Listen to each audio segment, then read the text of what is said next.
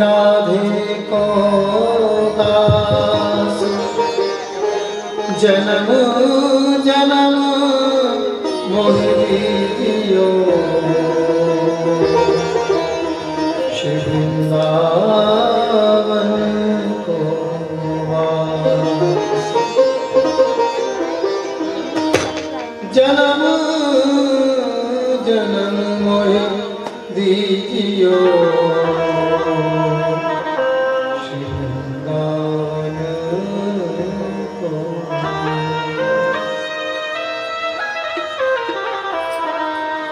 बोलो श्री राधा रानी की जय हो। श्री राधे राधे गोविंद गोविंद राधे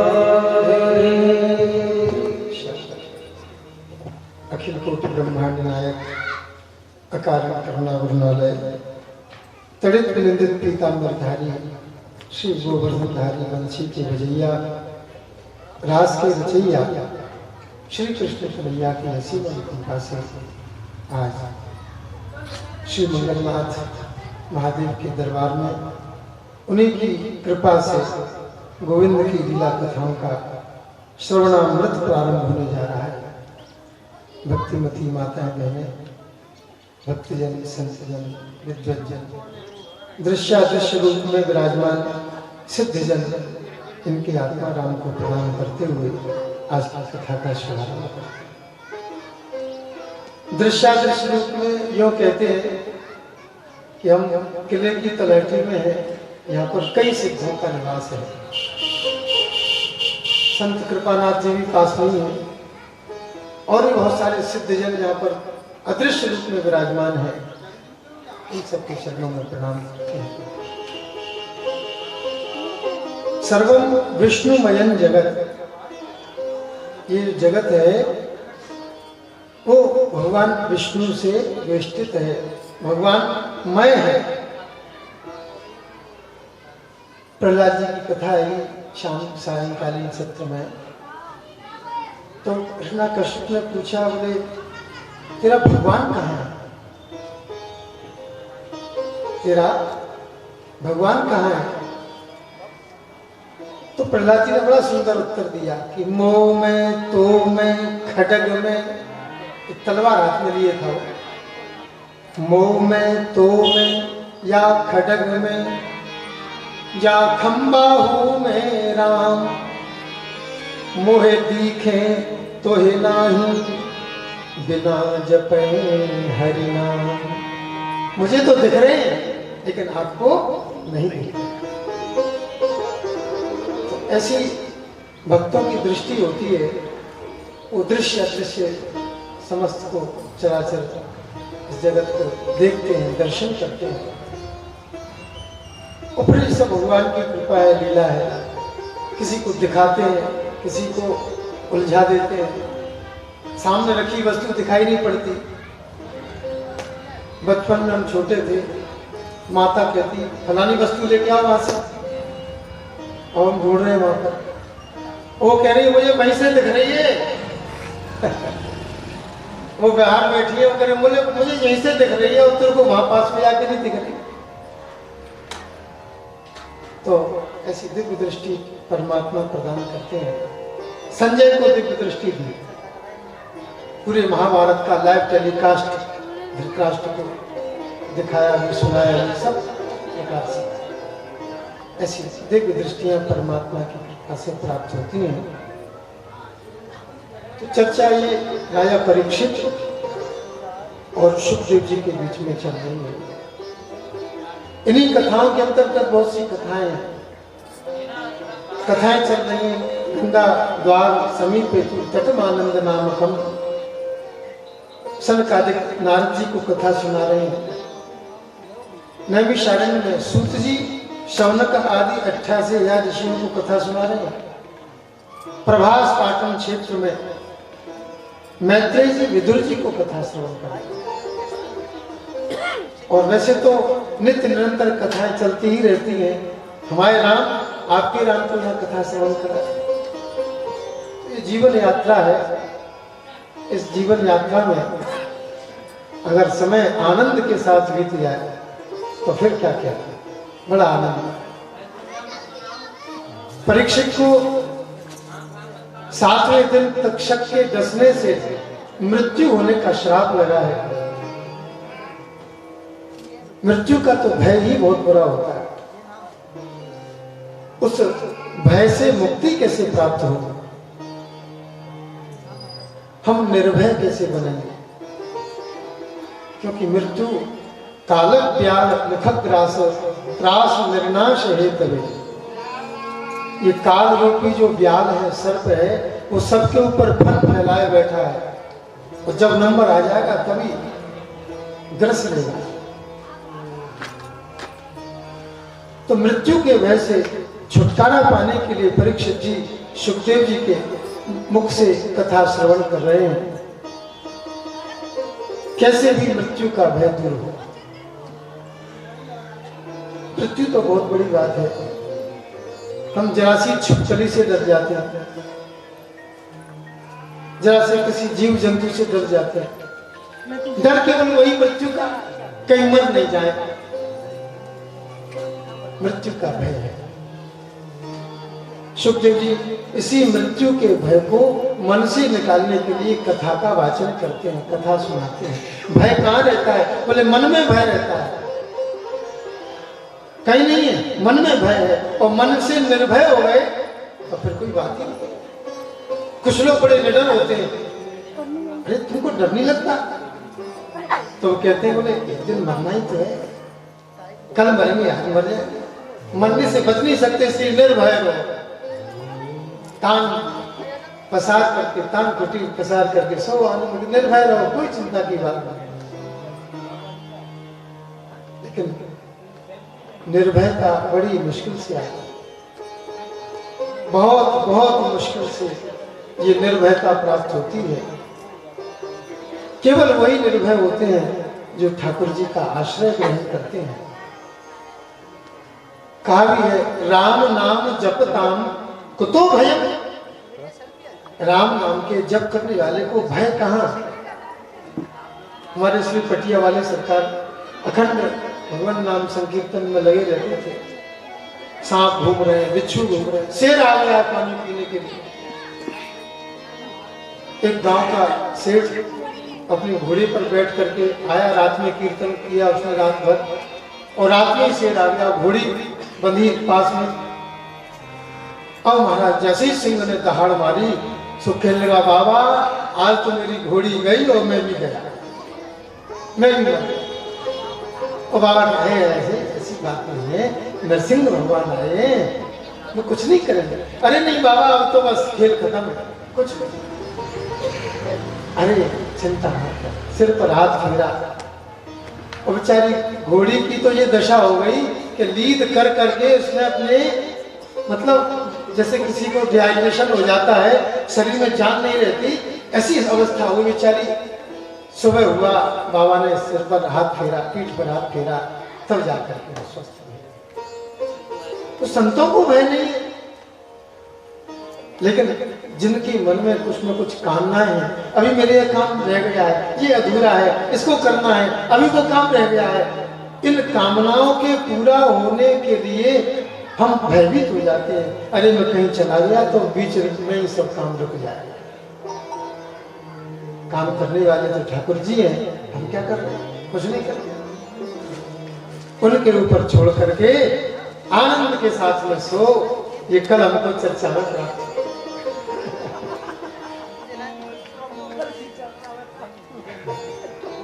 भगवान के ऊपर छोड़ दो।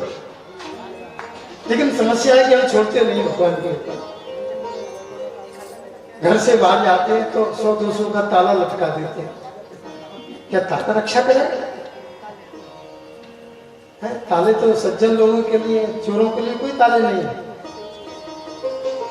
गाड़ी में नींद आ जाती, सो जाता है, वो पता है तुम्हें ड्राइवर कहाँ ले जाके पटकेगा, क्या करेगा, लेकिन फिर भी हम उस ड्राइवर के भरोसे निश्चिंत होकर सो जाते हैं। जब इस ड्राइवर पर तुम्हें पक्का भरोसा है कि हमको मंजिल तक पहुंचाएगा, तो जो दुनिया को चला रहा है उसके ऊपर भरोसा नहीं है? लेकिन नहीं होता, हमारा स्वभाव है। इसी भरोसे को दिलाने के लिए भागवत कथा होती है, सत्संग होता है, कि कैसे भी अपना भरोसा, अपना विश्वास दृढ़ हो जाए, पक्का हो जाए। और तो एक और कथा, एक कथा चल रही थी, बोले राम नाम के सारे भवसागर पार हो जाते हैं। तो एक दूध बेचने वाली आती थी और वो जमुना पार से इस पार आती थी। पंडित जी के मुख से सुना कि राम नाम से भवसागर पार हो जाते हैं। अरे ये तो छोटी सी जमुना नदी है। जय श्री राम कह करके जो पानी में पैर रखा तो घुटने घुटने न जमुना नदी हो गई, पार हो गई। और फिर लौट करके जय श्री राम कही तो फिर घुटने घुटने जमुना। जो नाव का किराया लगता था वो बच गया, और पैसे बच गए नाव के किनारे किराए के, तो उसने सोचा ये चलो धर्म ने पंडित जी ने बताई थी युक्ति, उससे पैसे बचे, चलो यहाँ से कथा करा दें सत्यनारायण की। पंडित जी को बुलाया, पंडित जी महाराज सत्यनारायण की कथा। हाँ चलो, कहाँ है? बोले जमुना पार में रहती हूँ गाँव में। अच्छा ठीक है। पंडित जी चले जमुना जी किनारे आए, क्यों भाई नाव आओ, कहाँ है? नाव लेके आओ। अरे पंडित जी नाव की क्या जरूरत है? आपके कहने से, आपके वचनों पर भरोसा करने पर मैं रोज बिना नाव के इधर से उधर जाती हूँ, और आप कह रहे हो नाव? देखो जय श्री राम कही और वो वास्तव में पार हुआ। और पंडित जी विचार, लेकिन उनके मन में शंका थी, भरोसा नहीं। और जैसे ही उन्होंने भी जय श्री राम हालांकि कहा तो था, लेकिन भरोसा न होने के कारण से डुबकी लग गई, गोता खा। और जबकि वही घुटने घुटने वहां से पार होकर के, पंडित जी क्या हुआ? अरे मर गया होता मैं, नाव लेकर गया। अरे पंडित जी आपके सामने मैं अभी पार होकर के आई। तो ये भरोसे और विश्वास की बात है। जो दूसरों को भरोसा दिला रहे हैं वो खुद भरोसे में नहीं। राधे राधे। बड़ी विडंबना है ये संसार की। तो चर्चा ये चल रही है, कल आपने श्रवण किया सनकादिकों का प्रसंग। भगवान ने ब्राह्मणों की प्रशंसा की और कहा ये ब्राह्मण मेरी कथा का वाचन करते हैं, मेरा पूजन करते हैं, मंदिरों में सुबह शाम हमारी अर्चना सेवा करते हैं, इसलिए हमको बहुत प्रिय है।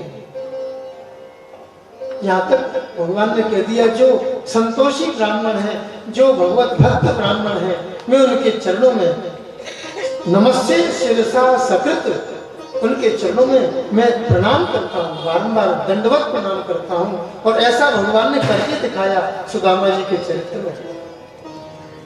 ऐसे निष्किंचन ब्राह्मणों के भक्त हैं भगवान। तो भगवान वराह ने हिरण्याक्ष का वध किया और वो पृथ्वी मनु शत्रुपा को प्रदान कर दी। और मनु शत्रुपा ने उस पृथ्वी पर सृष्टि प्रारंभ की। उस सृष्टि में मनु शत्रुपा के 5 संतान पैदा हुए।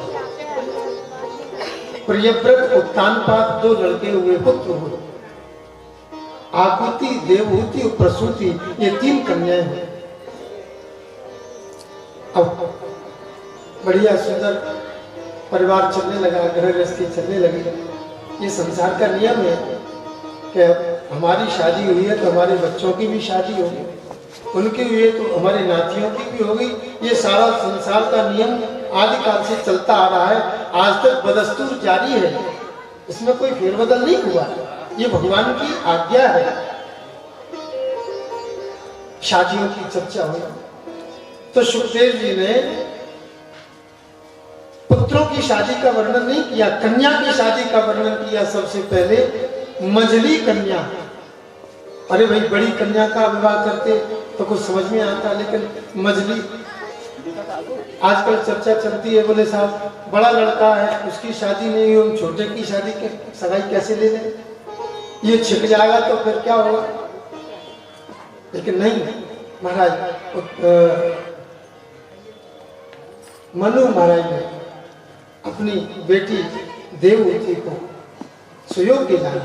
बड़ी सुंदर कन्या है, किसको दें किसको दें किसको दें, चर्चा मन में विचार चलता ही रहता है। इधर ब्रह्मा जी के छाया से उत्पन्न करदम ऋषि, पिताजी मैं क्या करूं? ब्रह्मा जी ने कहा बोले भजन करो, तपस्या करो। बोले काय के लिए करो तपस्या? भाई कोई भी कार्य करते हैं उस कार्य के द्वारा हमको परिणाम प्राप्त होता है। एक कदम आगे चलेंगे तो आगे हम उतने आगे जाने का फल हमको प्राप्त होगा। अग्नि जलाएंगे तो अग्नि जलाने पर हमको ताप प्राप्त होगा। प्रत्येक कार्य का परिणाम प्राप्त होता है। तो परिणाम स्वरूप बोले मुझे क्या प्राप्त होगा? आप कह रहे हो कि विवाह करो और भजन करो विवाह के लिए।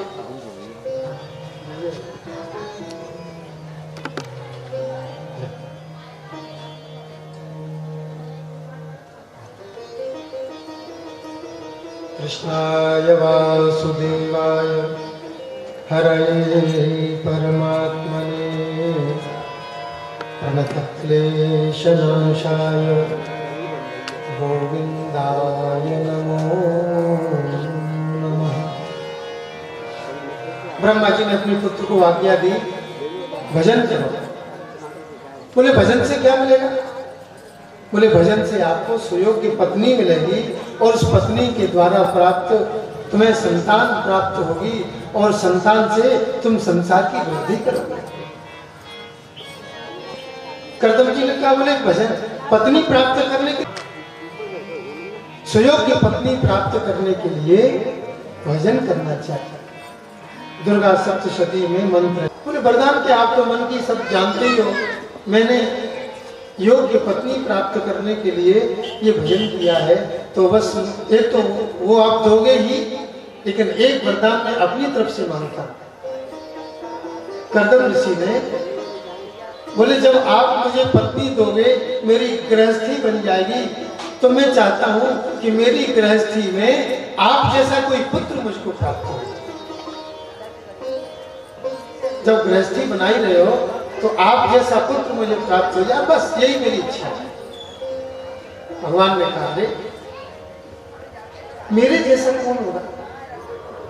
आप सरिस खोजो कहां जाई। राजन मेरे जैसा तो मैं ही हूं, दूसरा कोई नहीं है, इसलिए मैं ही तुम्हारा पुत्र बन करके आऊंगा। इसलिए तुम चिंता मत करो, तुम गृहस्थ मार्ग में प्रवेश करो। भगवान अंतर ध्यान हो गए।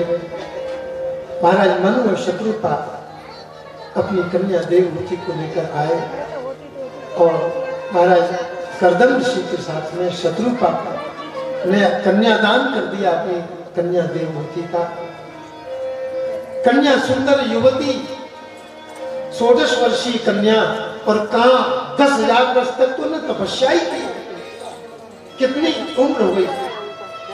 आजकल 2-4 साल की उम्र का फासला शादी विवाह में सही माना जाता है, कभी कभी 7-8 साल 10 साल भी चल जाता है, लेकिन 10,000 वर्ष का फासला। पिता ने कन्यादान कर दिया, कन्या ने कुछ नहीं कहा कि कैसे बूढ़े को दे दिया मुझे। क्या कुल कुलवाती चना चबाती, ये जो कहावत है वो ऐसे तो ऐसे ही है, लेकिन एक इसका संस्कृत रूपक भी है। कुलकुलवंती चना चबाती। कुलवंती जो कन्याएं होती हैं वो चना चबा करके भी अपने गृहस्थ का पालन कर लेती हैं, उनको ज्यादा किसी सुख सुविधा की आवश्यकता नहीं है। ऐसी कुलवती कन्या देवहूति क्या कहना? पुत्री पवित्र किए कुल दो। कन्याओं के ऊपर बड़ी भारी जिम्मेदारी रहती है, अपने पिता के कुल का भी नाम रोशन करना है और अपने पति के कुल का भी नाम रोशन करना है। ये दोनों कुलों की जिम्मेदारी इस कन्या के ऊपर रहती है। बड़ा दायित्व है कन्या का। कन्या देवहूति अपने पति की सेवा करने लगी। धीरे धीरे पतिदेव भी भजन में लगे रहते हैं, 2-4-10 दिन बाद भोजन करते हैं, वो भी कंदमूल फल, वो भी भूखी रहती है बेचारी। हमारे पतिदेव खाएं तब हम खाएं। बेचारी दुबली पतली हो गई। एक दिन कर्दम ऋषि ने देखा, अरे तुम ये कैसी दुबली पतली, बढ़िया सुंदर हृष्ट पुष्ट होकर के आई थी और दुबली कैसी हो गई? बोले महाराज ये दुबली कैसे हुई आप ही समझो, आप नहीं खाते तो मैं कैसे खाऊं? 10 दिन 20 दिन हो जाते हैं। अरे ये तो ठीक है, चलो अब हो गई तपस्या, अब तुम्हारी क्या इच्छा है? बोले महाराज हमारा गृहस्थ धर्म है, गृहस्थ धर्म का पालन, बस मेरी यही इच्छा है। अरे कर्दम ऋषि ने अपनी योग तपस्या के बल पर कहा, अरे देवहूति जाओ सरोवर में स्नान करके आओ। तो जो दुबली पतली देवहूति उस सरोवर में जैसी डुबकी लगाई, हजारों कन्याएं प्रकट हो गई। कोई उबटन का कटोरा लिए है, कोई वस्त्र लिए है, कोई तेल लिए है, कोई कंगा लिए है, कोई कुछ ऐसे आभूषण श्रृंगार प्रसाधन की सामग्री और बढ़िया सुंदर मल मल करके स्नान करा रही है। और जैसे ही सरोवर में डुबकी लगाई तो ऐसी हो गई, मानव वही भवन के आई। अभी अभी घर से चली आ रही है, ऐसा स्वरूप हो गया। क्या क्या बढ़िया सुंदर स्वरूप।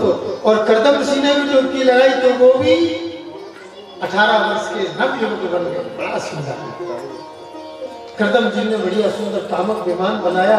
उस विमान में 6 ऋतुएं हमेशा रहती है। गर्मी लगे तो सर्दी वाले कमरे में चले जाओ, ज्यादा सर्दी लगे तो बरसात वाले कमरे में चले जाओ। ऐसे अनेक प्रकार के ऐसे विमान में ऐसी व्यवस्था थी, वातानुकूलन था उसमें। उस विमान पर बैठ करके कर्दम और देवहूति उड़ान भरने लगे। अब कहां तक वर्णन करें, 100 वर्ष बीत गए उड़ते उड़ते। इन 100 वर्षों में कर्दम और देवहूति के यहाँ 9 कन्याओं का जन्म हुआ। बोलो गोविंद भगवान की जय। 9 कन्याएं जन्म हुई। अरे पंचांग का किस जी को आए थे, 100 वर्ष पूरे हो गए, क्या ऐसे ही हम करते रहेंगे? ना ना, अब भगवान का भजन करना। चलो उतारो, विमान को नीचे उतारा और अपने आश्रम में आए और कहा, अरे देवहूति तुम कन्याओं को संभालो, अब मैं भजन करने के लिए जा रहा हूं। भजन करने के लिए जाने के लिए तैयार हुए तो चरण पकड़ लिए देवहूति ने। बोले महाराज आप जाओ, ये कन्या किसके भरोसे छोड़, इनका तो कहीं संस्कार पानी ग्रहण होना चाहिए। हाँ होना चाहिए। कर्दम मुनि ने 9 ऋषियों को बुलाकर 9 कन्याएं प्रदान कर जाने के लिए तैयार हुए। तो फिर पकड़े चरणों को, बोले महाराज अब आप चले जाओगे तो मैं किससे सहारे रहूं। एकदम स्मृति आ गई, और ठाकुर जी कह गए थे मैं तुम्हारा पुत्र बन करके आ गया। महाराज कर्दम जी के तेज से और मैया देवहूति के गर्भ से साक्षात परमेश्वर परमात्मा कपिल के रूप में अवतार ग्रहण किए। बोलो कपिल मुनि महाराज की जय हो। कृष्णाय वासुदेवाय हरये परमात्मने प्रणतक्लेशनाशाय गोविन्दाय नमो नमः। सिद्ध गंधर्व गान करने लगे, फूलों की वर्षा होने लगी। कपिल मुनि का यज्ञोपवीत संस्कार कराया, जनेऊ धारण कराया। हमारे यहाँ 16 संस्कारों की व्यवस्था है हमारे भारतीय हिंदू सनातन समाज में। इन 16 संस्कारों को अब इनमें से केवल 2 ही संस्कार बचे हैं जिन पर बड़ा खर्च किया जाता है। आप सब लोग जानते हैं, एक विवाह संस्कार और एक अंतिम संस्कार। ये 2 ही संस्कार हम जानते हैं और तीसरे को तुम जानते हैं, जबकि हमारे यहाँ 16 संस्कार हैं। बच्चे के जन्म लेने से पहले संस्कार प्रारंभ हो जाते हैं और अंतिम श्वास तक वो संस्कार चलते रहते हैं। लेकिन हमारे लोभ और लालच ने अन्य सारे संस्कारों को भुला दिया। अब केवल 2 ही संस्कार बचे हैं। किसी से कहो भैया तुम्हारा बच्चा 5 साल का हो गया है, इसका जनेऊ करवा दो, है ना? क्या होगा, जनेऊ का पालन करता नहीं। जब पिता ने जनेऊ नहीं पहना तो बेटा कैसे पहनेगा? राधे राधे। ये ब्राह्मणों का त्रिवर्ग का यज्ञोपवीत संस्कार कहा गया है। ब्राह्मण, क्षत्रिय और वैश्य, ये 3 वर्ण के लोग यज्ञोपवीत पहनने के अधिकारी हैं। अब तो सब समानता हो गई है, समरसता हो गई है। अब कोई कुछ नहीं कहा, कुछ नहीं, सब समान है, सब बराबर है। सरकार ने सबको समान कर दिया। नहीं, यह विषय 5 ज्ञानेंद्रिय और 5 कर्मेंद्रिय, ये 24 तत्व तो साक्षात दिखते ही हैं। और जो हमारा अंतःकरण है वो 4 तत्वों से मिलकर मन, बुद्धि, चित्त और अहंकार, ये अंतःकरण है। ये सूक्ष्म शरीर है, ये दिखाई नहीं देता। मन की बहुत बड़ी सत्ता है लेकिन मन दिखाई नहीं देता। बुद्धि की बहुत बड़ी सत्ता है, लेकिन बुद्धि दिखाई नहीं देती। हाँ, दिमाग या ब्रेन डॉक्टर ने जरूर खोजा है कि यहाँ पर रहता है, उसका ऐसा ऐसा आकार है, जैसा अखरोट होता है वैसा उसका आकार है, उसके आकार को देखा।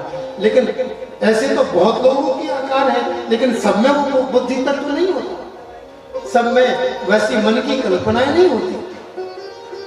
वो अंतःकरण है। ये 24 तत्व भैया, पृथ्वी जल अग्नि वायु आकाश, 5 तन्मात्राएं, शब्द रूप रस गंध और स्पर्श, ज्ञानेन्द्रिय कर्मेंद्रिय 5, 20 मन बुद्धि चित्त और अहंकार 24।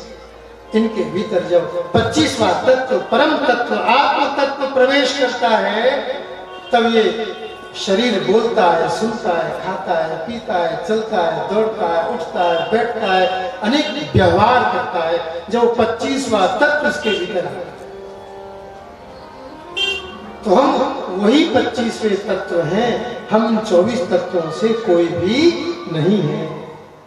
न मन है, न बुद्धि है, न चित्त है, न अहंकार है, न पृथ्वी है, न जल है, न वायु है, न अग्नि है, न आकाश है, न ज्ञानेन्द्रिय है, न कर्मेंद्रिय है। हम कोई नहीं है।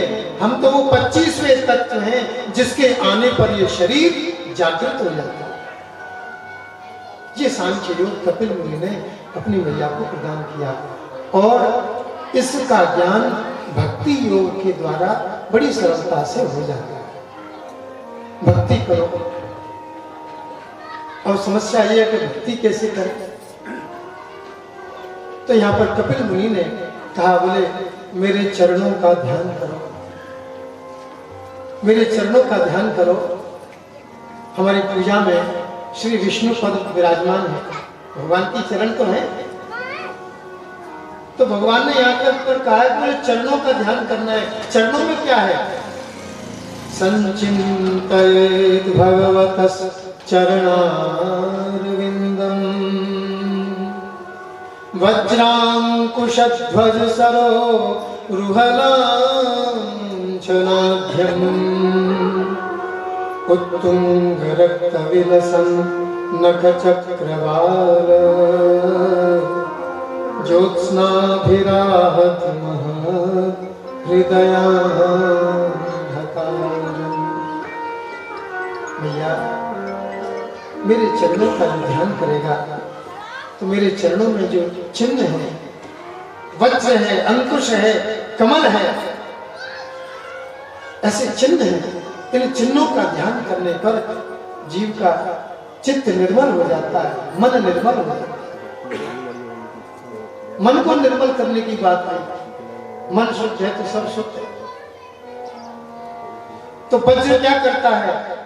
वज्र करता है हमारे जो मन की जो कामनाएं हैं, वासनाएं हैं, उन वासनाओं पर दमन करता है।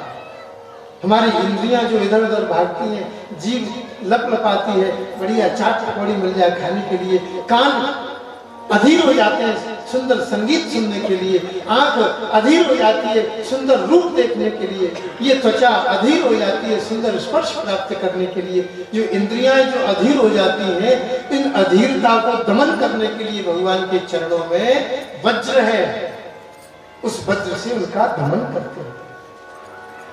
अंकुश है, अंकुश चिन्ह है। कितना बड़ा हाथी होता है और हाथी को बस में करने वाला एक अंकुश है। एक पॉइंट होता है हाथी के मस्तक पर, बस वहां थोड़ा सा अंकुश लगाया, हाथी चिंगाड़ करके वहीं बैठ जाता है। ये मन मतंग है, ये मन हाथी है, इसको बस में करने के लिए अंकुश लगाया जाता है। अंकुश ये भगवान के चरणों का चिन्ह है। ध्वजा चिन्ह है भगवान के चरणों में। हम ध्वजा झंडे जो फहराते हैं आकाश में, तो बोले ध्वजा इसलिए फहराई जाती है कि भगवान के चरणों का हम ध्यान करेंगे तो हमारी जो कीर्ति है, जो यश है, वो दिग दिगंत में इसी ध्वजा की तरह फहराता है। सरोरुह कमल का चिन्ह हमको ये शिक्षा देता है कि जैसे जल दुनिया में ऐसे मैं रहूं, जैसे जल में कमल रहे। कमल का फूल होता है, उस फूल के ऊपर यदि पानी की बूंद गिर जाती है पत्ते के ऊपर, तो उससे चिपकती नहीं है पानी की बूंद, वो ढरक कर नीचे चली जाती है। हम भी संसार में रहे, बिना घर परिवार के हमारा अस्तित्व नहीं है। हम संसार में रहे लेकिन संसार हमारे भीतर न रहे। हम तो रहे लेकिन हम हमारे भीतर न रहे। जैसे बिना जल के कमल नहीं रह सकता, लेकिन कमल के ऊपर पड़ी हुई बूंद भी उस पर टिकती नहीं है। इस प्रकार से हमारा जीवन होना चाहिए। ये शिक्षा भगवान के चरण चिन्हों में जो अंकित हैं चिन्ह, उनके द्वारा हमको प्राप्त होती है। कृष्णाय वासुदेवाय हरये परमात्मने प्रणतक्लेशनाशाय गोविंदाय नमो। पूरी कथा मन के ऊपर लाकर रख दी कपिल मुनि ने मैया देवहूति के सामने, और कहा मैया इस मन को संभाल लिया, मन की तरंग मार लो, बस हो गया भजन, आदत बुरी संभाल लो, बस हो गया भजन। कबीरदास जी अपने मन को समझाते हुए कह रहे हैं, कबीरा यह मन लालची समझे नाही गंवार, और भजन करन को आलसी और खावे को होशियार। भजन कर लेंगे, पहले देखो क्या नाश्ता क्या होगा। वास्तव में सबसे बढ़िया बात है, पहले पेट पूजा फिर काम नहीं। भजन करन को आलसी और खावे को होशियार। कभी कभी घर में लड़ाई हो गई और लड़ाई होकर के मन उचट गया घर से, और उचट करके चला गया जंगल में, वन में, बाबा के आश्रम में। और बाबा के आश्रम में क्या है, बोले अकेले बाबा रहते हैं और यहाँ कोई बोलने के लिए नहीं, बतराने के लिए नहीं। अब अकेले मन भी निकल रहा, क्या करें। तो मन के मारे बन गए और बन तज बसती माही, कहे कबीर क्या कीजिए यह मन ठहरे। ये मन ठहरता नहीं है, ये मन सबको परेशान किए हुए। नाम इसका मन है, और मन का वजन कितना होता है? 40 किलो। मन का वजन 40 किलो, लेकिन रुई से भी हल्का। नेत्र बंद करते ही अमेरिका पहुंच जाए, सिंगापुर पहुंच जाए। आंख बंद की बम्बई, दिल्ली, जहां जाओ वहां पहुंचा। मन की तो ऐसी गति है। मनोजवम मन के हारे हार है, और मन के जीते जीत, और मन ही मिलावे राम सो, और मन ही कराए भजन। मन ही राम जी से मिला देता है, और मन ही भजती करा देता है। इसलिए भैया मन की गति है अटपटी, और झटपट लगे न कोई, और जो मन की खटपट मिटे तो चटपट दर्शन। बस मन की खटपट मिटना चाहिए। ये कपिल मुनि अपनी मैया को ज्ञान प्रदान कर रहे हैं। मैया भक्ति का बड़ा प्रभाव है। ठाकुर जी की शरण में आ जाओ तो आनंद ही आनंद है। अगर ठाकुर जी की शरण में नहीं गए तो बड़ी बड़ी दुर्गति होती है। कई लोग होते हैं जीवन भर पैसा कमाया, और कमाते कमाते कमाते बहुत एक सेठ जी थे, पैसा बहुत कमाया। मैंने उनसे पूछा भैया हिसाब लगा के बताया कितनी व्यवस्था हो गई। उन्होंने हिसाब लगा कर बताया, बोले महाराज आपकी 8 पीढ़ी खाती रहे इतना धन। सेठ जी चक्कर में पड़ गए, अरे 8 पीढ़ी तो निबट जाएंगी, खा लेंगी, 9वीं पीढ़ी का क्या होगा? तो 9वीं पीढ़ी क्या करेगी? और कौन? महात्मा जी के पास में गए, बोले महात्मा जी मुझे बड़ा संशय हो गया, मन की खटपट बहुत बढ़ गई है, क्या बात है? बोले 9वीं पीढ़ी क्या करेगी? बहुत संकट हो गया। महात्मा जी ने कहा तुम्हारी हवेली के पीछे पंडित जी रहते हैं, उनको सीधा दे आना, वो तुम्हारी मन की खटपट दूर करता है। अच्छा, सेठ जी सवेरे गए, उन्होंने बढ़िया 5 किलो आटा, 1 किलो दाल, 1 किलो घी खूब भर के सीधा दिया। उस सीधे का नाम ही सीधा है, क्योंकि वो सीधा है। जब उसको टेढ़ा करते हैं तब वो खाने योग्य होता है। पंडित जी महाराज ने सीधा लेकर के आया। पंडित जी महाराज ने कहा, पंडितानी से पूछ लो। पंडितानी जी, मैं सीधा लेकर आप उसको स्वीकार कर। सेठ जी, आज की व्यवस्था तो हो गई। अरे तो फिर अब ले जाओ इसको, लौटा लो, हमें इसकी आवश्यकता नहीं तो शाम के लिए रखें। शाम को फिर ठाकुर जी देंगे, कोई बात नहीं है, अभी प्रसाद बन ही रहा है, शाम को थोड़ा बहुत बच जाएगा, उसी से प्रसादी कर देंगे, कल के लिए रख लो। नहीं नहीं नहीं, कल के लिए है नहीं, हमारे संग्रह करने की वृत्ति नहीं है, कल के लिए नहीं रखें। जो इतना कहा तो शिव जी बोले, देखो इनको कल की चिंता नहीं है और मैं नवी पीढ़ी की चिंता कर रहा हूं। पूरी मन की खटपट दूर हो गई। भज गोविंदम भज गोविंदम गोविंदम भज मूढ़मते। भगवान के भजन में लीन हो गया। तो जो संसार के चक्र में फंस जाते हैं वो बड़ी दुर्गति को प्राप्त करते हैं। समय रहते यदि नहीं संभल पाए तो दुर्गति ही दुर्गति है।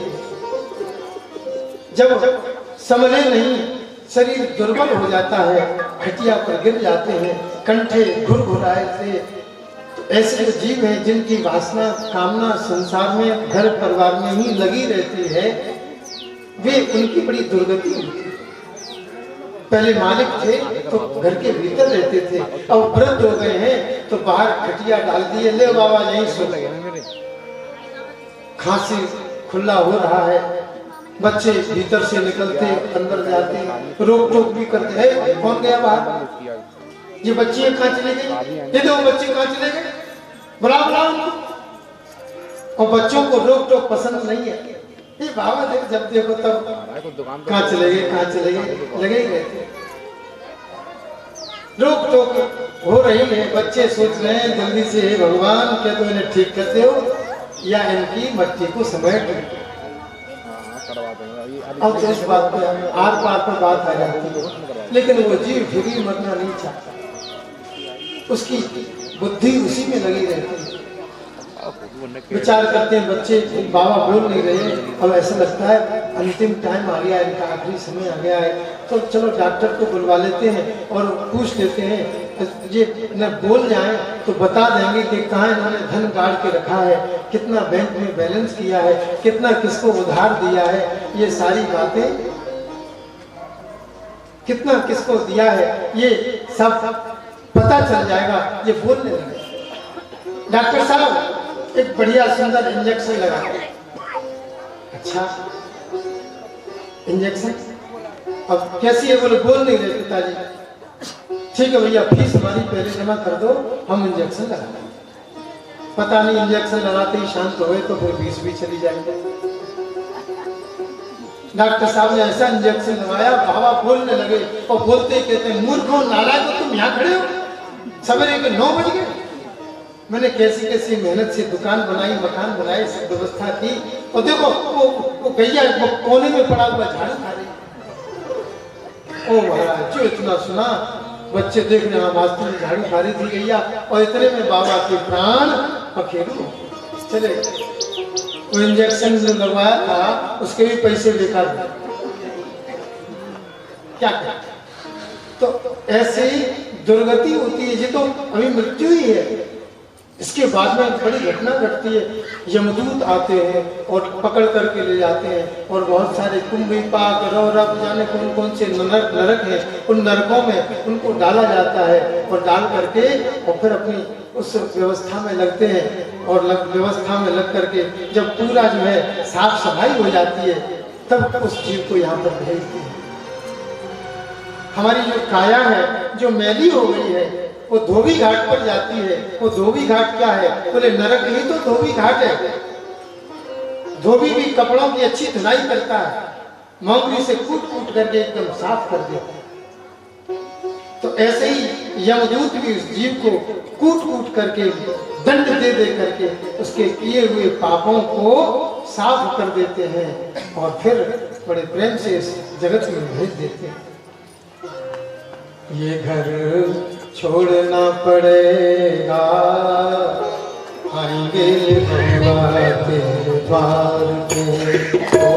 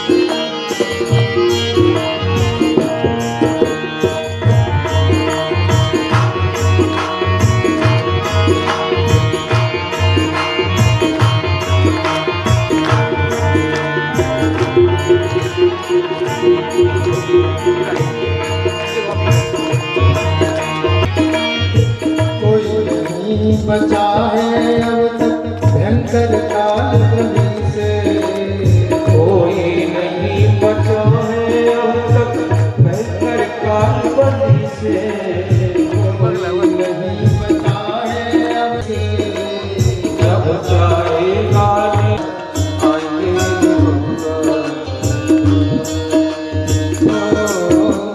राम भजन के बिना ये जीवन कौन होगा हवाले।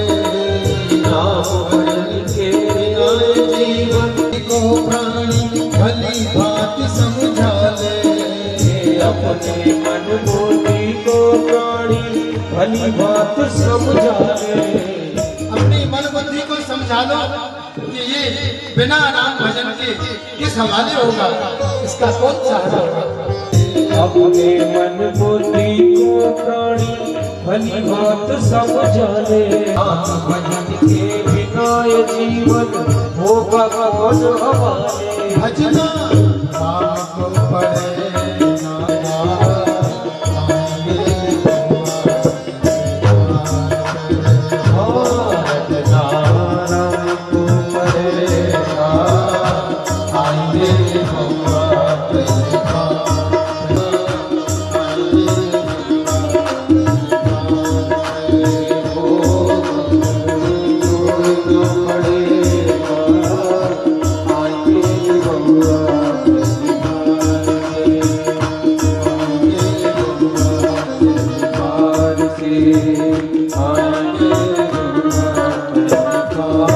लेकिन धर्म का विवेक केवल मानव तन में है।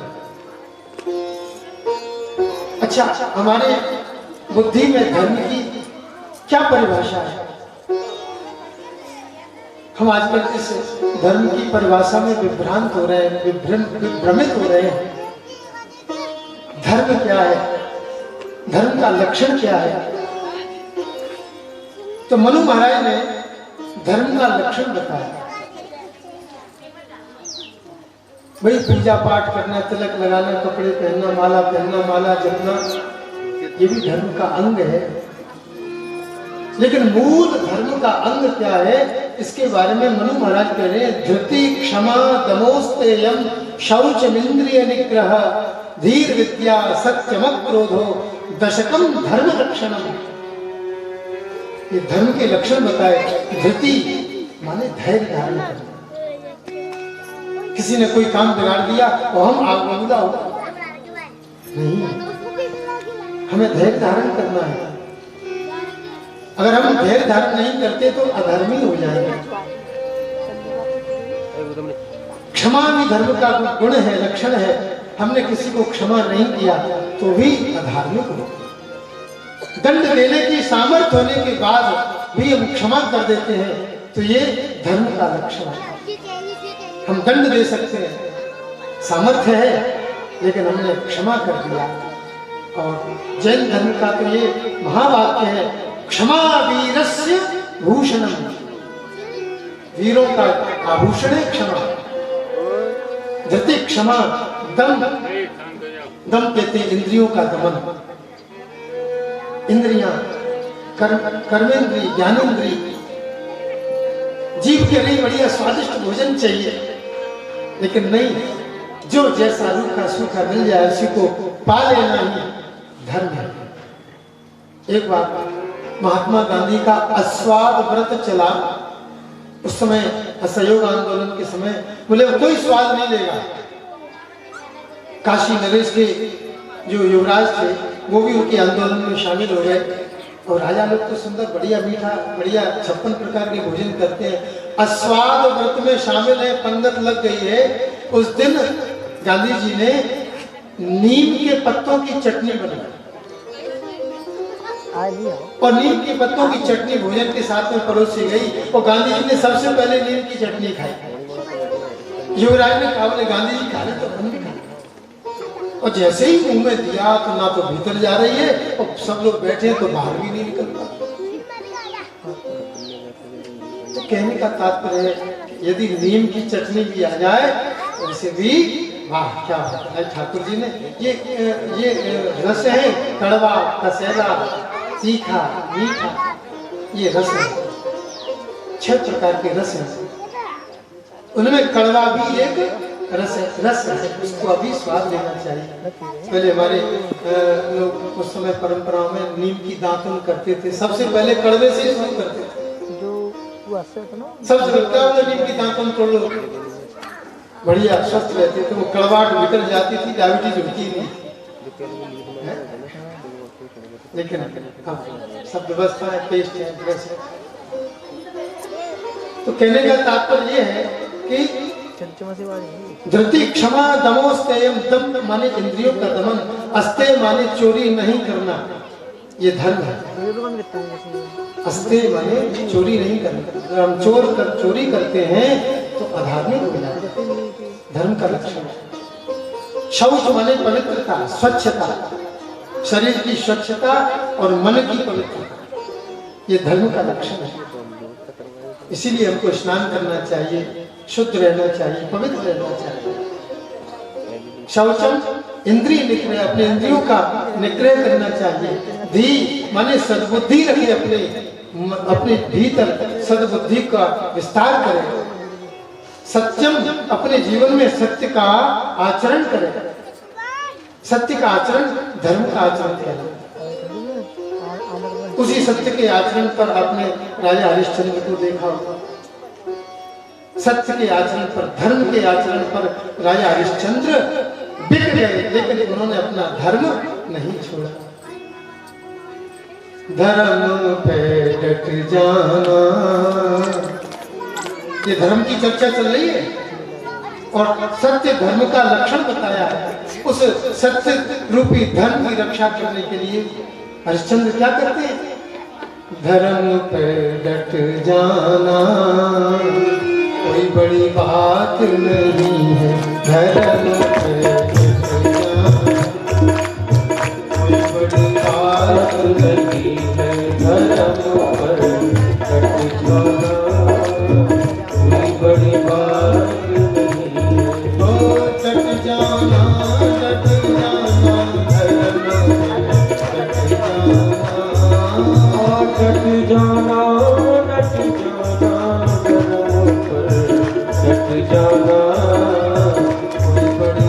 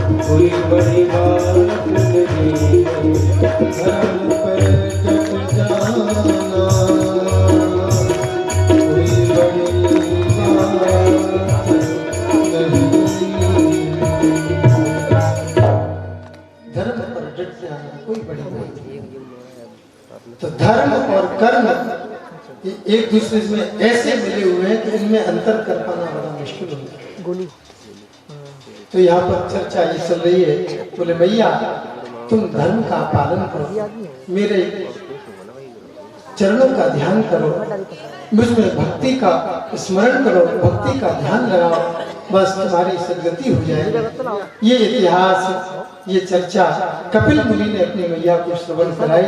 मैया की जो वासनाएं थी, हृदय में जो ग्रंथियां लगी हुई थी, वो सारी ग्रंथियां कट गई और वो निर्मुक्त होकर के, और घटना ये घटी कि वो देवहूति मैया भगवान का ध्यान करते करते वो शरीर जल रूप हो गया और गंगा के रूप में, सिद्धा गंगा के रूप में प्रवाहित हो गई। और सिद्धा गंगा वो मैया नदी के रूप में प्रवाहित हो। कपिल मुनि गंगा सागर पर आकर विराजमान भये हैं। ये मनु महाराज की बेटी देवहूति का चरित्र आपने श्रवण किया। बड़ी बेटी आकुति का विवाह रुचि प्रजापति के साथ में ये कहकर के किया, बोले इनसे जो संतान उत्पन्न होगी वो मैं ग्रहण कर लूंगा। तो रुचि प्रजापति और आकुति के यहाँ पर भगवान यज्ञ रूप से प्रकट हुए। यज्ञ हम जो नाम सुनते हैं, विष्णु यज्ञ, राम यज्ञ, रुद्र यज्ञ, विवाह यज्ञ, अनेक प्रकार के यज्ञ हैं। स्वयं भगवान यज्ञ के रूप में प्रकट हुए। तो वो तो ऋषि प्रजापति ने महाराज मनु को प्रदान कर दिए, और दूसरी कन्या हुई, वो उसका नाम दक्षिणा था। यज्ञ और दक्षिणा, दक्षिणा साक्षात लक्ष्मी है। जैसा यज्ञ वैसी दक्षिणा। छोटी यज्ञ बड़ी दक्षिणा तो नहीं चलेगा, और बड़ी यज्ञ छोटी दक्षिणा तो नहीं चलेगा, उनमें समानता होनी चाहिए। यज्ञ और दक्षिणा से 12 पुत्र उत्पन्न हुए, और उनमें सबसे बड़े बेटे का नाम था तोष। तोष माने संतोष, जो मिल जाए उसी में संतोष करे। बच्चों को माता कोई बाजार से चीज ला करके देती है, तो सबसे छोटा बेटा होता है, वो कहता है मैं तो पूरी पुड़िया लूंगा। तो माता भी चतुर होती है, उसमें से निकाल लेती है पुड़िया, पकड़ा देती है, पुड़िया खा। तो संतोष होना चाहिए, संतोष होना चाहिए। ये आकुति और रुचि प्रजापति के यहाँ पर संतान उत्पन्न है। छोटी कन्या मनु महाराज की प्रसूति है। महाराज दक्ष को ब्याही गई है। इनकी 16 कन्याएं हुई, और सबसे छोटी कन्या सती भगवान शंकर को ब्याही गई। 15 कन्याओं का खूब वंश विस्तार हुआ, लेकिन सती का वंश आगे नहीं चला। परीक्षित ने पूछा, बोले महाराज क्या बात हो गई, क्या गड़बड़ी हो गई, वंश नहीं चला, संतान क्यों नहीं? परीक्षित जी के प्रश्न पर सुखदेव जी कहते हैं, राजन संतान इसलिए नहीं हुई कि सती भगवान भोलेनाथ के साथ में ज्यादा नहीं हुई। अरे ऐसा क्यों हुआ, क्या कारण है? बोले जैसे ही उनका विवाह हुआ था, कुछ ही समय में एक घटना घटी। क्या घटना घटी? तो वह बात बताई कि जो दक्ष प्रजापति है, उन प्रजापतियों को राजा बना करके राजाओं के ऊपर राजा सम्राट घोषित कर दिया। दक्ष 3 प्रजापति नायक, प्रजापतियों का नायक बना, अधिपति बना। और जिस दिन शपथ ग्रहण समारोह था, उस दिन बढ़िया ठाट बाट के साथ में मुकुट धारण करके, पीतांबर पहन करके दक्ष और उस शपथ ग्रहण समारोह में पहुंचा। बड़े बड़े सिद्ध गंधर्व राजा महाराजा आए हुए हैं, उसमें भगवान भोलेनाथ भी गए, चलो हमारे ससुर जी का शपथ ग्रहण है, हम भी देखे आए। शपथ ग्रहण समारोह में चले गए। ब्रह्मा जी आए हैं। ब्रह्मा जी तो दक्ष के पिता हैं, तो वो तो बैठे रहे, वहीं से आशीर्वाद दिया उन्होंने। और भोलेनाथ अपने नेत्र बंद करके बैठे रहे। अरे भाई सभा में बैठे तो नेत्र बंद करके क्या तो बैठना?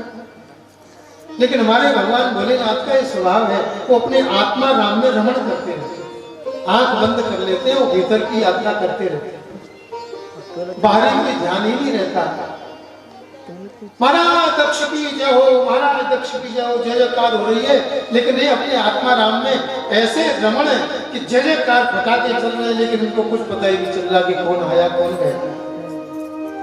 पूरी सभा उठ करके खड़ी हो गई, एक अकेले भोलेनाथ बैठे रहे, और जो अकेला बैठा रहता है सब खड़े हो गए। तो दृष्टि किसके ऊपर? जो बैठा है दक्ष तिलक बना गया। कहने को तो ये दामाद थे उनके, लेकिन जब अपने ऊपर बात आती है तो फिर क्या कहना, कुछ सहन नहीं होता। शपथ ग्रहण समारोह बाद में होगा, लेकिन आज देखो इस शिव ने, इस शंकर ने मेरा कितना बड़ा अपमान किया है कि शपथ ग्रहण समारोह बाद में करेंगे, पहले मैं इसको देखता हूं। मैंने अपनी मृगलोचनी कन्या सतीश को दी। ब्रह्मा जी मेरे पिताजी के कहने पर मैंने इसको, ये बंदर की आंखों वाला, भूत प्रेतों के साथ में रमण करने वाला, भस्मी भभूत रमाने वाला, ये तो मेरे लायक नहीं था, मेरी कन्या के लायक नहीं था। लेकिन सती के पैरों के नीचे से जमीन खिसक गई। मेरे पिता के यहाँ यज्ञ हो, मुझे सोचना नहीं। मन ही मन में विचार, स्वामी एक बात बताओ, मेरे पिताजी के यहाँ बहुत बड़ा यज्ञ हो रहा है, और उस यज्ञ में हमारा निमंत्रण, भोलेनाथ ने कहा देवी निमंत्रण नहीं आएगा। बोले क्यों नहीं आएगा? बोले इसलिए नहीं आएगा कि मैं तुम्हें बताना भूल गई। क्या बताना भूल गए? बोले जिस दिन शपथ ग्रहण समारोह था उस दिन तुम्हारे पिताजी ने मुझसे अपमान मान लिया कि मैंने उनका अपमान किया। मेरी ऐसी कोई भावना नहीं थी, मेरे बस नेत्र बंद थे, मैं उठ करके खड़ा नहीं हो पाया, उनको रिस्पेक्ट नहीं कर पाया। बस इसी बात को लेकर के आज तक तुमसे हमसे उनका वैर हो गया। जो इतना दुखी हो गई, लेकिन विचार करती मेरी और भी 15 बहनें आएंगी और मैं उनसे मिलूंगी, मेरी मैया है, नाते रिश्तेदार हैं, उन सबसे कितने वर्ष हो गए मिल नहीं पाई। पिताजी के घर में इतना बड़ा उत्सव है, यज्ञ है, और मैं नहीं जा पाया। वो तो अपमान की बात तो वैसे निगलेक्ट कर दी, और पिता के घर जाने की बात कह रही है। पिता भवन उत्सव परम जो प्रभुआयस हो, तो मैं जाऊं कृपायतन सागर देखन सो। मेरे पिताजी के यज्ञ है और मुझे जाने का मन हो रहा है, मेरा मन उथल पुथल कर रहा है, अब मैं तो जाऊंगी ही। भोलेनाथ ने बहुत समझाया है, यद्यपि मित्र प्रभु गुरु के यहाँ, मित्र के यहाँ, पिता के यहाँ, गुरु के यहाँ, भगवान के यहाँ बिना बुलाए जा सकते हैं, लेकिन एक बात ध्यान से सुन लो, यद्यपि विरोध न, यद्यपि जहाँ पर विरोध हो वहां पर जाने से कहाँ गए कल्याण हो, वहां जाने पर कल्याण नहीं होता। सती के मन में ये बात बैठी नहीं, अपनी अटैची तैयार की, कपड़े लगते रखे, क्रीम पाउडर रखा, गहने गुड़िया संभाले संवारे, और अटैची लेकर के अकेले ही भोलेनाथ ने विचार किया, हरि इच्छा भावी बलवाना, हृदय विचारक समवशियाना। ये भगवान की ही तो इच्छा है। और क्या बात है, भगवान की इच्छा है। मैंने कितना समझाया सती को, और रोज नई नई कोई बात हमको प्राप्त होती रहती है। बोले पंडित जी जो वस्तु है अच्छी बात है, और जो वस्तु नहीं है वो बहुत अच्छी बात है। क्यों? बोले जो वस्तु है उनकी व्यवस्था तो हमने की है, लेकिन जो वस्तु हम व्यवस्था नहीं कर पाए हैं वो परमात्मा की इच्छा से व्यवस्था नहीं कर पाए। तो उसमें भगवान की इच्छा भावी बलवाना। घामते अपने पिता के घर में, महल में प्रवेश किया है, तो पिता भवन जब गई भवानी, और दक्ष दास काहू न सन्मान। दक्ष ने पहले ही खबरदार कर दिया सबको कि मेरी बेटी सती में नहीं बुलाऊंगा तो भी आएगी, लेकिन आ जाए तो उसका कोई सम्मान नहीं करना। वो मेरी शत्रु है। शंकर मेरा शत्रु तो सती भी मेरी शत्रु। दक्ष के त्रास के कारण किसी ने उनका सम्मान नहीं किया। जब भीतर गई सबसे पहले मैया मिल गई और मैया ने जैसी सती को देखा, अरे मेरी लाडली आ गई, हृदय से लगा लिया। वाह, माता का हृदय कैसा। माता ने हृदय से सादर भली एक माता, सादर भली मेरी माता,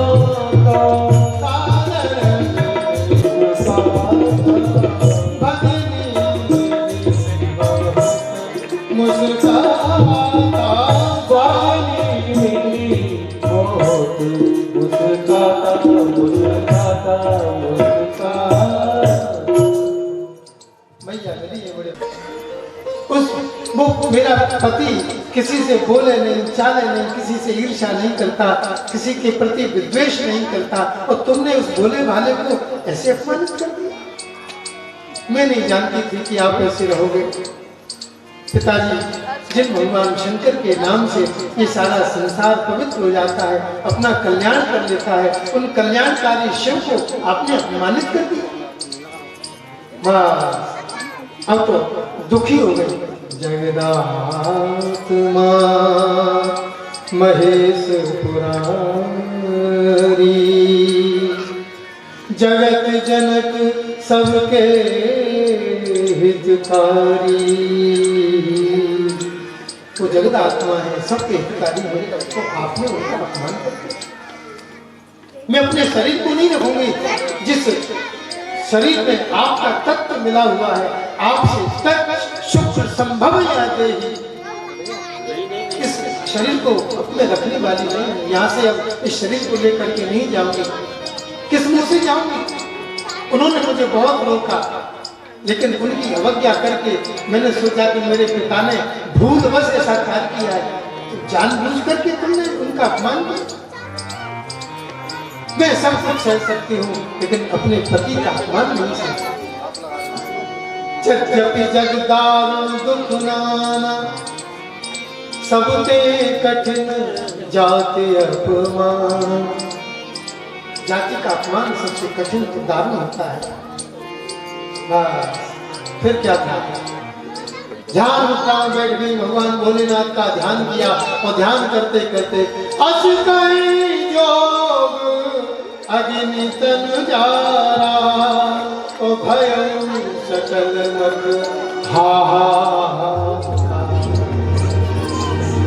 हा बच गया। उस सती ने अपने प्राणों का परित्याग कर दिया।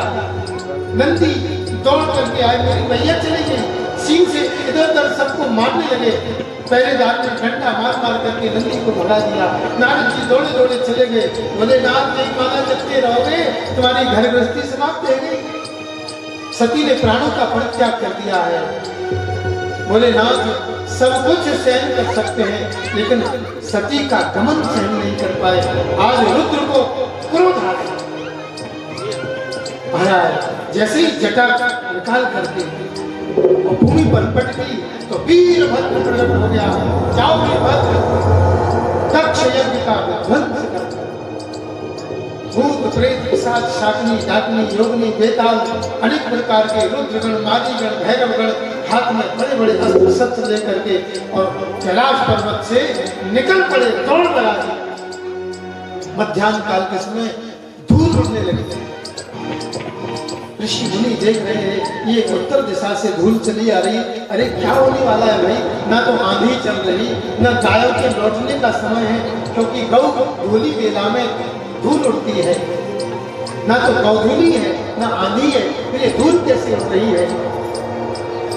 जो समझदार थे वो कान पर जनेऊ लगा करके लक्ष्मणका के बहाने उस यज्ञशाला से चले गए, और जो अभिमानी थे वो वहीं बैठे रह गए। इतने में तो भगवान रुद्रगण पधारे और पूरी दक्ष की यज्ञशाला का ध्वंस कर दिया, नष्ट भ्रष्ट कर दिया। वीरभद्र ने तलवार उठा करके और दक्ष का सिर काटकर उसी योग अग्नि में समाप्त कर दिया।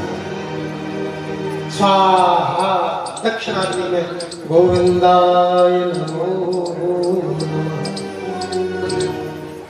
कृष्णाय वासुदेवाय हरे परमात्मने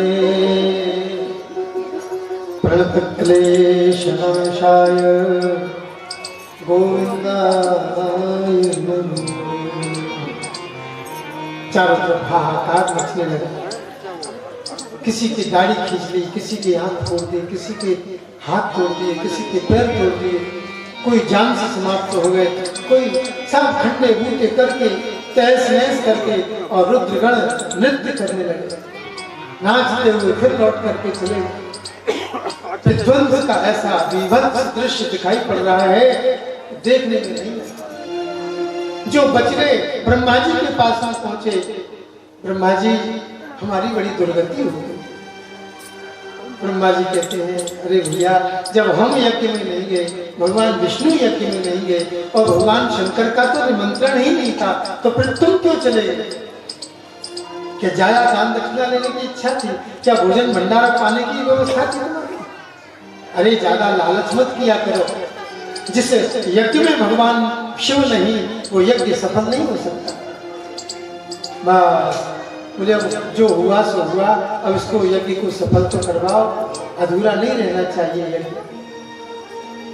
बोले रुद्र गणों में किया तो भगवान रुद्र के पास ही चलना चाहिए और सीधे कैलाश पर्वत पर और सारे देवता मिलकर के पहुंचे, हाथ जोड़ करके प्रार्थना की है।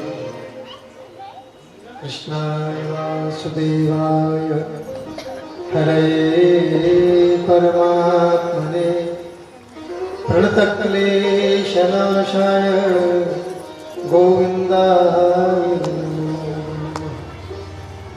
पुराणों के अन्य पुराणों में भी कथा आती है कई प्रकार की कि भगवान भोलेनाथ सती के शरीर को अपने कंधे पर रख करके तीनों लोकों में भ्रमण किया। भगवान का क्रोध इतना बढ़ गया था कि वो शांत नहीं होने में आ रहे थे। भगवान नारायण ने अपना चक्र चला करके सती के पीयूषण मनोवारण क्लेश दावाग्निदग्धा तृषार्तो वगारो न सस्मार दावं न निष्क्रामति ब्रह्म संपन्नम्। सिद्धों ने भगवान की स्तुति की है, प्रभु हमारे मन रूपी हाथी प्यास से व्याकुल होकर आपकी कथा रूपी अमृत नदी में प्रविष्ट हो गया है। हमारा मन अब उसे दावाग्नि के समान सांसारिक क्लेशों का ना तो अनुभव होता है और न वो वहां से निकलना चाहता है। आपके मधुर मंगलमयी कथा ऐसी सरोवर है, ऐसा सरोवर है कि उस बार इसमें एक बार गोता लगाया तो बस फिर उठने का मन नहीं करता। त्वं क्रतुस्त्वं हविस्त्वं हुताश स्वयं त्वं हि मंत्र समित दर्भपात्राणि च त्वं सदस्य द्विजो दंपती देवता अग्निहोत्रं स्वधा सोमवाच्यं पशु। हे प्रभु, आप ही यज्ञ हैं, आप ही यज्ञ में हवन होने वाली सामग्री है, आप ही यज्ञ की अग्नि है, आप ही यज्ञ के मंत्र हैं, आप ही यज्ञ की समिधा है, लकड़ियां हैं, आप ही यज्ञ के पात्र हैं, आप ही यज्ञ के सदस्य हैं, आप ही यज्ञ के ऋत्विज आचार्य हैं, आप ही यज्ञ करने वाले दंपति यजमान हैं, आप ही देवता हैं। जो भी कुछ है वो सब आप ही है। चंपुरागाम रसाया महासूकरो दंष्ट्रया पद्मिनी वारणेन्द्रो यथा स्तूयमानो नदन लीलया योगिभिर्युज्यहर तत्रैगात्र यज्ञक्रतु। भगवान की प्रार्थना की सबने और भगवान ने उस यज्ञ को संपन्न करके और भगवान भोलेनाथ को कैलाश पर्वत की ओर विदा किया। स्वयं वैकुंठ में पधारे और सारे ऋषि मुनि शुद्ध पवित्र होकर के आनंद के साथ में अपने अपने घर को चले गए।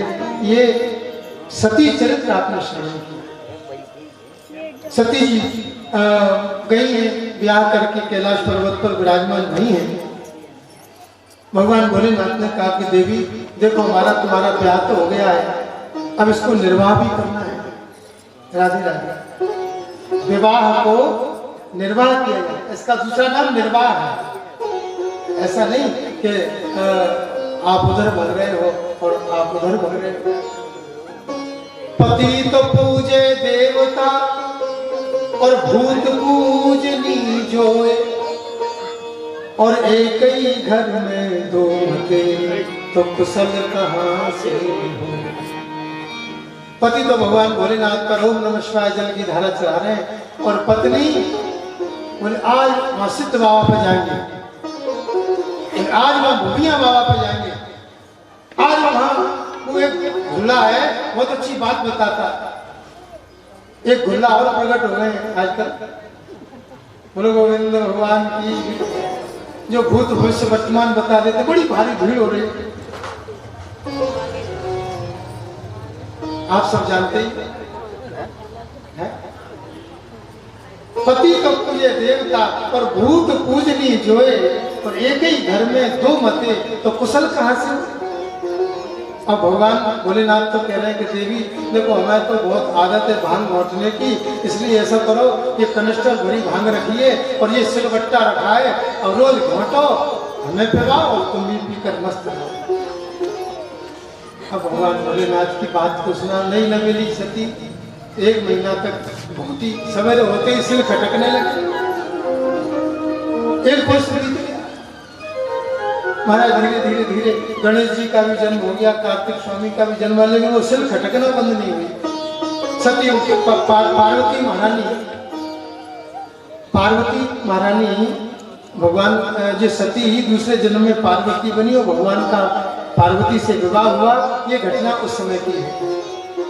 तो पार्वती जी कहने लगी, बोले महाराज भोला भांग तुम्हारी मैं तो घोटत घोटत हारी, अब रोज न घोटी जाए, तेरी एक दिना की हो तो घोटू, तेरी एक दिना की हो तो घोटू, रोज न घोटी जाए।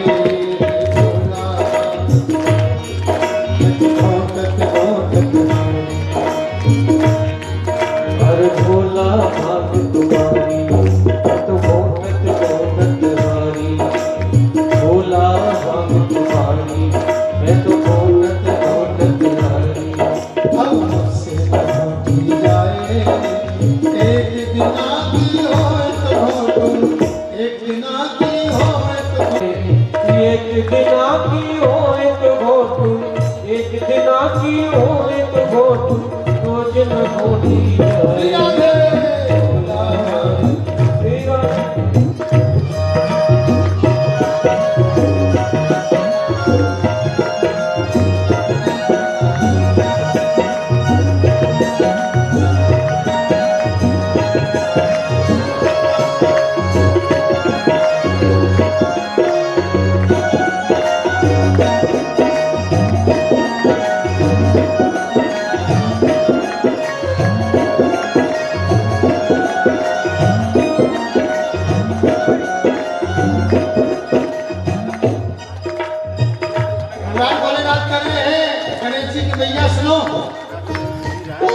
सुन गणपति की मनतावी, नित घोटो भांग हमारी।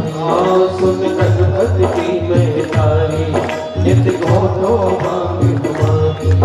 बिन भांग के रहा न जाए, भांग के रहा न जाए। अरे कोरा को छोड़ दऊं, कोरा को छोड़ दो, बिन भांग के रहा न जाए। भोला भांग तुम्हारी, भोला भांग तुम्हारी, मैं घोटत घोटत हारी।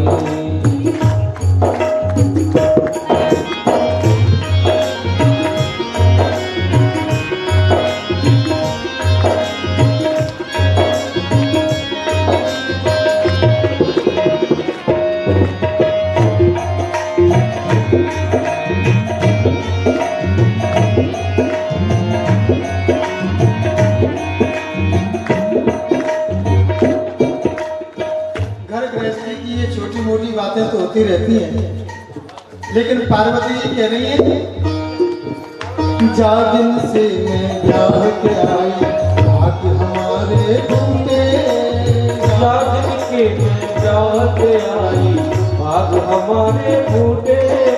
राम करे ऐसा हो जाए ये सिलवट्टा टूटे टूटे टूटे। एक दिना की होए तो हो एक दिना की होए तो घोटू रोज न होती जाए भोला भाई मैं घोटत घोटत आई।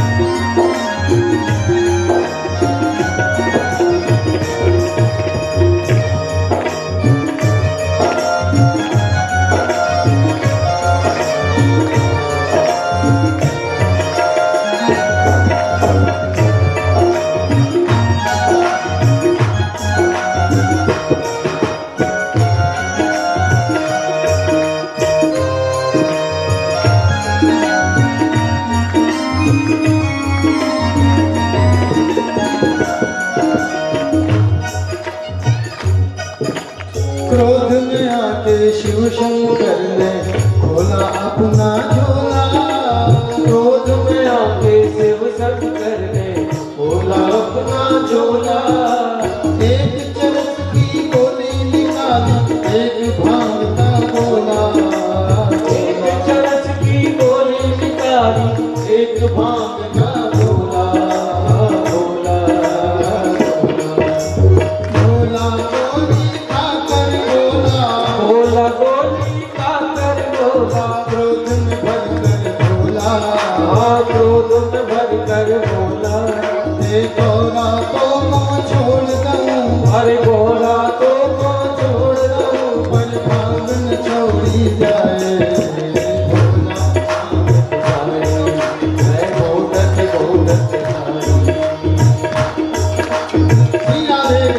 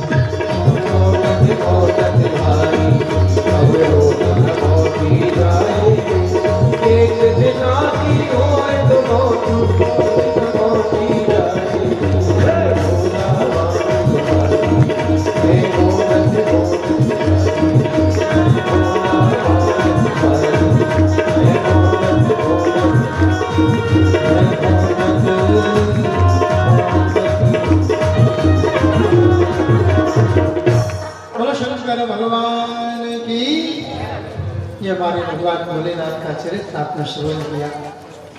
घर गृहस्थी में कैसे रहना चाहिए हमारे भोले बाबा से सीखे। कुछ ही समय पहले महारानी सुनीति गर्भवती हुई, उनको गर्भ रहा, राजा को पता नहीं चला। जब बाद में पता चला तो बड़े दुख मनाने लगे, देखो कैसी बड़ी गलती हो गई, अब क्या करें।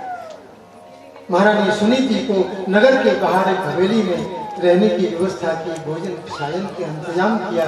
मंत्रियों से कहा बड़ी महारानी की देखभाल करते रहना, अब मैं तो चक्कर में पड़ गया हूँ, छोटी रानी को भी नहीं छोड़ सकता, और बड़ी रानी को, और वो तो समझदार है, बस समझदारों को ही त्याग करना पड़ता है।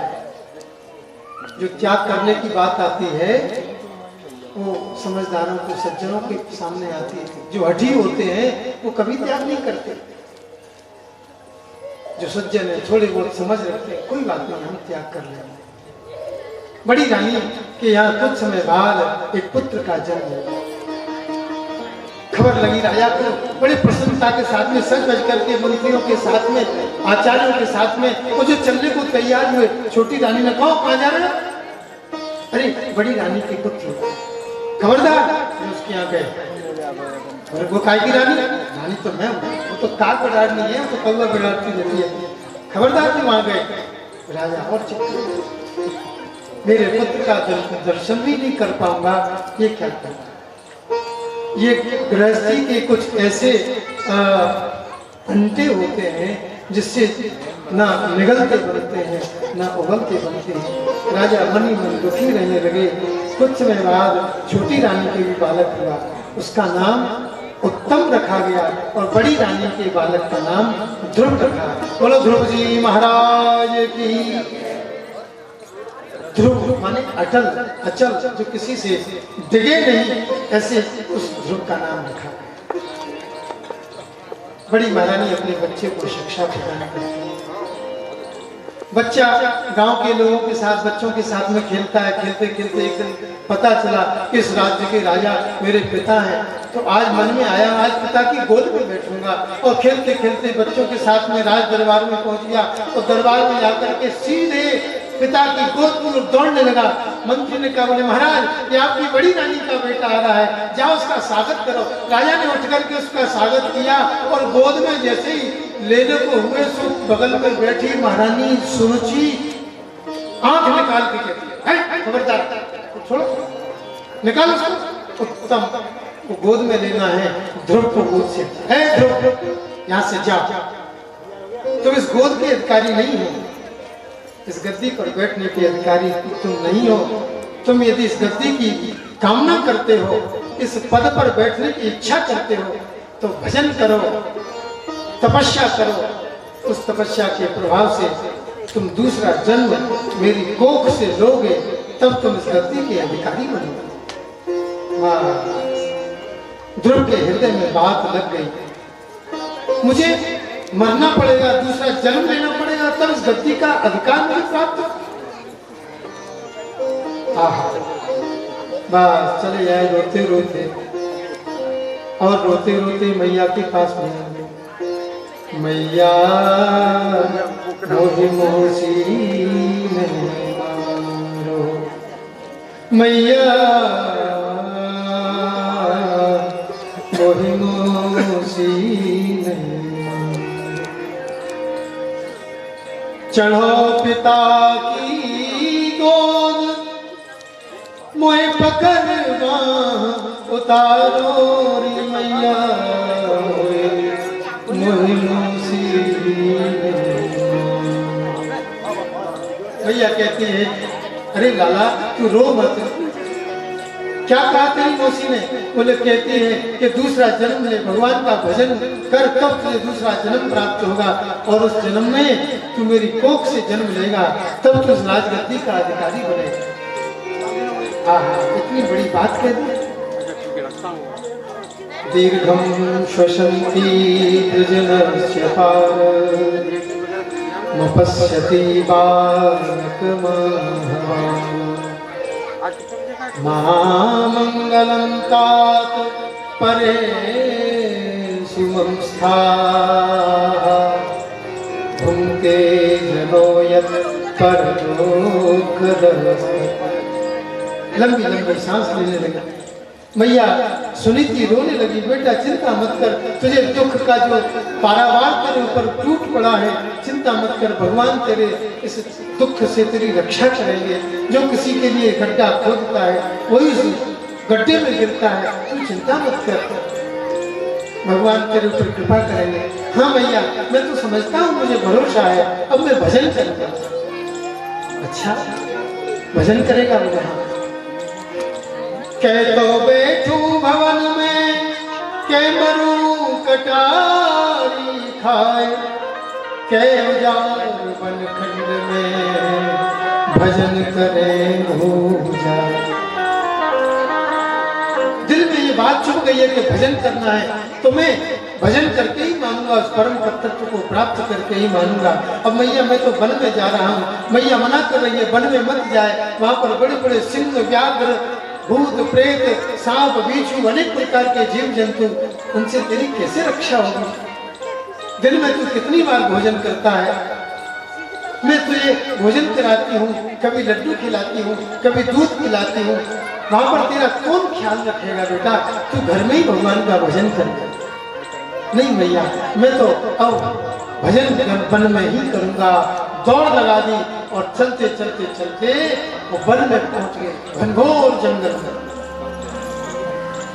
श्रीमन नारायण नारायण गुणगान करते नारद जी ऊपर से निकल रहे, देख रहे कोई बच्चा बड़ी जो गुस्सा में दौड़ता हुआ चला, नारायण नारायण करके, कहो बच्चा कैसे, कहां जा रहे हो? बच्चा ने कहा, बोले आप कौन, आपका परिचय क्या है? बोले वो बिना परिचय बाद में देंगे, तुम ये बताओ तुम कहाँ जा रहे हो, किसके बेटा हो, क्या हो? तब बताया, बोले मैं महाराज उत्तानपाद का पुत्र ध्रुव हूँ, उस गति को प्राप्त करने के लिए, भजन करने के लिए जाता। अच्छा, नारद जी दौड़े दौड़े गए।